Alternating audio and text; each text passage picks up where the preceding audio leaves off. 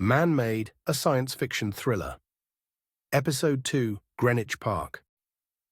Approximately 0.25 kilometers into the event zone, at a place in Greenwich Park where 7 walking paths converge, some of the dispossessed had heard the helicopter and looked up expecting help, only to see the craft's dissolution. For the briefest of moments, they had remained transfixed, unable to grasp what they had just seen. And then the cries of those around them jolted their attention back to the nearer pathos. Greenwich Park had been a favorite destination for the local population, where they might enjoy the open greenery away from the noise and congestion of the city. Children, parents, grandparents, dog owners, lovers and lovers of nature would stroll through the manicured woods and commune with a slower god than the one worshipped in the urban realm. And this particular day, being the summer solstice, the park had attracted much larger crowds to celebrate near the meridian at noon.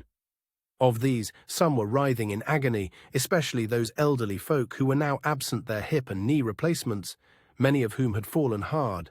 Those less affected were comforting them as best they could, being near shock themselves as their minds recoiled. Dogs sans collars or leashes ran wildly, driven into a frenzy by the screams of their owners. Some of a more aggressive nature tore into others of their kind, and one attacked his master who had previously treated him poorly. A few ran off into the woods, but most remained by the sides of those they loved, whimpering pitiably. Babies in buggies had fallen to the ground, though none were seriously injured. One infant being carried in a backpack, however, had hit a rock and was no longer moving, his parents stunned, grieving, and holding his limp body tight against their naked ones. Please note that this report does not include the most graphic descriptions of the injuries, nor linger on the horrendously painful emotions suffered by the victims. Only the minimum details necessary to convey the magnitude and depth of the tragedy are documented so that we might better prepare.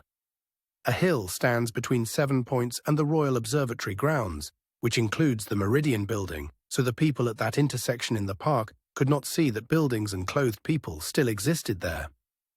In the opposite direction, to the north, the Queen's House complex should have been visible in the distance, but it was gone, leaving only a patch of raw earth. This offered a real possibility to the gathering that the entire world had been cast into this condition.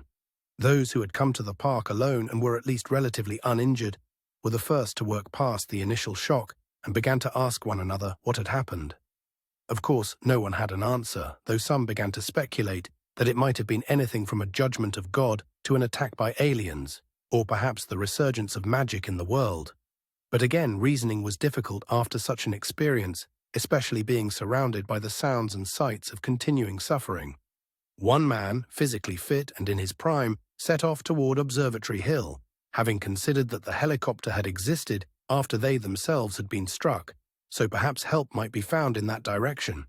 Another slightly less fit man followed him, striving to keep up. An able-bodied and young athletic woman began to jog in the other direction toward where the Queen's house had been, in the hope of finding assistance toward the city.